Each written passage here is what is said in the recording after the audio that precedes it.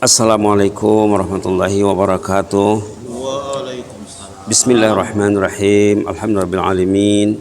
Wa bihi nasta'in ala umuri dunya waddin. Wassalatu wassalamu ala asyrafil mursalin sayyidina wa habibina wa syafi'ina maulana Muhammad wa ala alihi washabihi wasallim tasliman katsiran bi rahmatika arhamar rahimin. Alhamdulillah, kita masih bersama ayat nomor 2 surah Al-Mulk. Pertemuan yang ke-7 ini ya. Allazi khalaqal mauta wal hayata liyabluwakum ayyukum ahsanu amala. Allazi khalaqal mauta, Allah yang menentukan mati kita. Wal hayata, hidup kita. Hidup kita di tangan Allah. Mati kita di tangan Allah. Liyabluwakum, kamu itu diujinya. Ayyukum ahsanu amala, siapa yang terbaik amalnya. Kemarin kita mengangkat cerita di zaman Al-Fudail bin Iyad rahimahullah. Kita kalau mau baik mesti banyak tahu cerita. Dalam Quran banyak cerita. Dalam Fatihah berisi cerita. Kalau mau baik, belajarlah dari cerita. Orang yang tidak mau belajar dari cerita, susah hidupnya. Kemarin pagi tentang kisah zaman Fudail bin Iyad. Fudail ulama tersohor ya zaman dulu. Kalau kita tidak tahu nama ulama, itu susah tuh. Berarti dia tidak tahu ulama. Ulama itu pewaris Nabi, penyambung lidah Nabi. Maka satu hari Fudail berjumpa dengan jemaah. Jemaah ini diam, lalu Fudail mengajak dia bicara. Macam mana caranya? Bertanya, mengajukan pertanyaan. Apa ditanyanya? Berapa sudah usia bapak, katanya. Berapa sudah umur bapak? Kita patut kita tanya ya, karena usia itu ujian.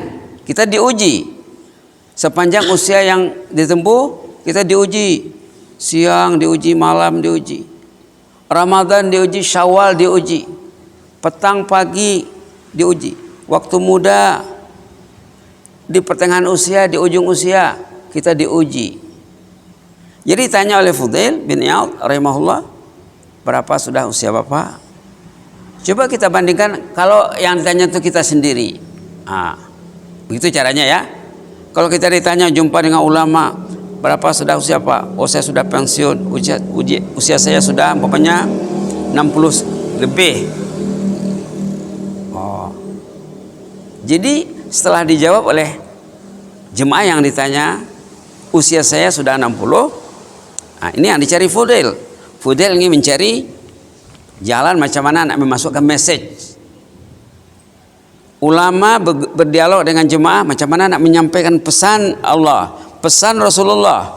Kalau kita baca Quran, baca hadis, mungkin susah masuknya. Tapi kalau melalui cerita, cepat masuknya. Kalau usia bapak sudah 60 katanya, berarti tidak lama lagi tuh pak. Tidak lama lagi bapak hidup itu. Siap-siaplah menghadapi babak sesudah alam fana ini, babak alam barzakh, masuk ke alam barzakh namanya. Siap-siaplah, karena kalau kita masuk ke suatu alam, kalau kita tidak siap, mesti susah, mesti kelang kabut. Nak masuk kubur, tidak siap nak masuk kubur, susah. Nak mati, tak siap nak mati, susah. Apapun pekerjaannya, kalau tidak dipersiapkan pasti susah. Subhanallah. Jadi kata Fudail bin Iyad, siap-siaplah pak, tidak lama lagi itu pak, pintu kubur sudah dekat. Bapak tadi tidak ingat, umurnya sudah 60, tidak ingat kubur. Lalu kaget, ketakutan. Dia ketakutan, keluar kata-kata yang indah di mulutnya. Macam mana orang dulu ya, bila dibilang pintu kubur sudah dekat, apa yang keluar di mulutnya? Inna lillahi wa inna ilaihi raji'un. Apa maksudnya? Dia takut, dia terbangun dari ketidurannya, terbangun dari kelalaiannya. Wah, Anda ingat saya nak mati. Rupanya mati sudah dekat. Saya belum siap lagi. Inna lillahi wa inna ilaihi. Inna lillahi bagi dia ini keluar daripada rasa keinsafan. Subhanallah. Berbeda dengan innalillah kita ya. Subhanallah. Lalu dilanjutkan oleh Fudail. Bagus sekali Pak, Bapak bilang innalillah. Apa sih maksud innalillah itu Pak? Bagus tadi Bapak menyebut innalillah waktu Bapak terdesak, Bapak ketakutan. Apa maksudnya ungkapan Bapak itu? Memang ada dalam Quran ya, dalam surat Al-Baqarah. Alladzina idza asabathum musibah qalu inna lillahi wa inna ilaihi raji'un. Ada dalam Quran. Bapak tadi masih berpikir menjawab. Apa jawabannya? Kenapa Bapak baca innalillah? Apa maksud innalillah itu? Fudail membantu Bapak menjawab. Maksud innalillah itu Pak, satu hari nanti Bapak akan mati. Kita menunggu timing saja, menunggu saat saja. Mati kalau tidak dipersiapkan pasti susah.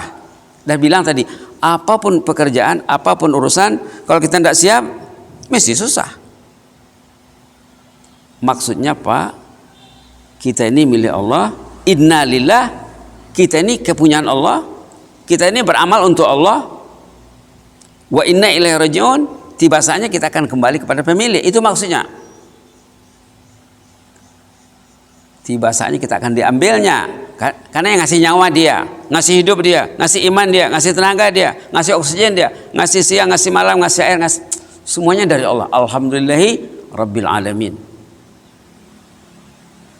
Pak, saat Bapak kembali kepada Allah nanti, Bapak akan ditanya tentang perjalanan umur yang 60 tahun itu Pak. Terkecuali usia kanak-kanak ya, usia anak-anak ya, sebelum balik. Bapak akan ditanya, ibu akan ditanya. Subhanallah. Ibu ada buku, hari-hari ibu bikin buku, bapak bikin buku, nanti buku akan dibuka. Subhanallah. Buku akan dibuka, hidup ini bikin buku. Jam berapa bangun, jam berapa tidur, berapa bangun, berapa tidur. Bangun tidur bikin apa, sebelum ke masjid bikin apa. Sebetulnya paling kurang sebelum ke masjid kita sudah bilang uduk di rumah, sholat di rumah, baru berangkat ke masjid. Kalau dia tidak sholat di rumah, tidak uduk di rumah, atau uduk tapi tidak sholat, berangkat ke masjid, itu orang masih kena ikat oleh iblis. Ikatan iblis masih ada. Ikatan iblis masih dibuka di rumah. Jadi kata Al-Imam Fudail rahimahullah, Bapak akan ditanya tentang perjalanan usia yang Bapak tempuh. Lagi dia merasa terdesak, susah. Wah, mau ditanya semuanya? Iya. Dalam hadis ada dibilang ada 4 pertanyaan pokok kalau kita menghadap Allah. Dalam hadis, pertama usia secara umum, yang kedua usia remaja, masa muda bikin apa, yang ketiga penghasilan pendapatan, berapa dapat per hari, per bulan, per minggu, per tahun, dan kemana dibelanjakan. Yang keempat tentang ilmu akan ditanya.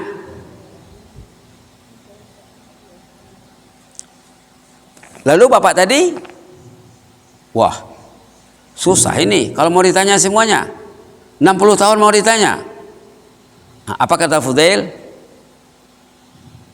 Kalau Bapak mau mudah, ada solusinya. Apa solusinya itu kata Bapak? Ini solusi ini ya. Solusinya, perbaikilah lembaran hidup Bapak besok, lusa dan seterusnya. Lembaran yang lalu itu akan diperbaiki Allah. Perbaikilah lembaran sesudah Syawal ini. Syawal ini perbaiki. Zulqa'dah, Zulhijjah, Muharram, Safar nanti akan diberkahi Allah. Tobatlah kepada Allah atas kelalaian selama ini. Lembaran lama itu akan dibersihkan. Banyak dosanya akan dibersihkan. Dalam hadis kudusi dikatakan, wahai anak Adam, selagi engkau mengharap aku, kata Allah, selagi engkau berdoa kepadaku, aku akan ampuni dosamu walaupun macam mana banyaknya. Ya bena Adam, ma da'autani wa rajautani ghafartu lak wala ubali. Wahai anak Adam, selagi engkau mengharapkan aku, berdoa kepadaku, aku mengampuni dosamu, aku tidak peduli. Tahu kita ini banyak kelemahan. Istri banyak kelemahan gara-gara suami. Anak-anak tidak tentu ilir mudiknya karena ayahnya tidak tentu ilir mudiknya. Beban ayah, beban istri, beban anak akan dipikul oleh ayah. Ada cucu lagi nanti. Dia seorang yang berfungsi dalam masyarakat. Dia seorang pemimpin. Akan mempertanggungjawabkan kepimpinannya. Kata Fudail, kalau Bapak mau solusi, perbaikilah lembaran hari ini dan seterusnya. Lembaran yang lalu yang banyak masalah itu, banyak kasus, banyak dosa, banyak kekotoran, kemaksiatan, itu akan diperbaiki Allah otomatis.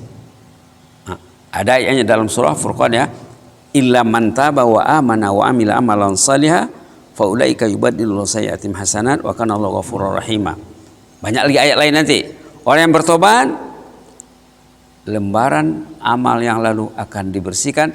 Yubaddilullahu sayyi'atihim hasanat, dalam lembaran dosa itu akan diisi pahala sebanyak-banyaknya, diganti. Subhanallah. Orang tua tadi, kalau di Malaysia dipanggil warga emas ya. Di Malaysia, di Brunei dipanggil 60 ke atas itu warga emas namanya. Tidak dipanggil orang tua. Tidak dipanggil orang gaek. Tidak dipanggil tobang-tobang. Warga emas. Panggil warga emas tadi happy dia, gembira dia. Oh begitu rupanya Islam itu. Iya. Nah, teringat hadis kursi tadi ya, ma da'autani, ma rajautani. Selagi engkau berharap kepadaku, berdoa kepadaku, ghafartu lak, aku akan mengampuni dosamu walaupun macam mana banyaknya. Begitulah ya hikmah dari kisah solihin. Kisah solihin seperti ini banyak ditulis oleh ulama, banyak disiarkan di media komunikasi sekarang ya. Kalau pandai-pandai mencarinya, mudah-mudahan bermanfaat. Allahumma zidna wa la tanqusna wa akrimna wa la tuhinna wa atina wa la tahrimna wa asirna wa la tu'sir alaina wa adina wa arda'na ya hayyu qayyum rahmatika nastaghis aslih lana sya'nana kullah wa la takilna ila anfusina tarfata ain. Subhana rabbika rabbil izzati amma yasifun wa salamun alal mursalin walhamdulillahi alamin. Jazakumullahu khairan, barakallahu fikum. Inni uhibbukum fillah. Wassalamualaikum warahmatullahi wabarakatuh.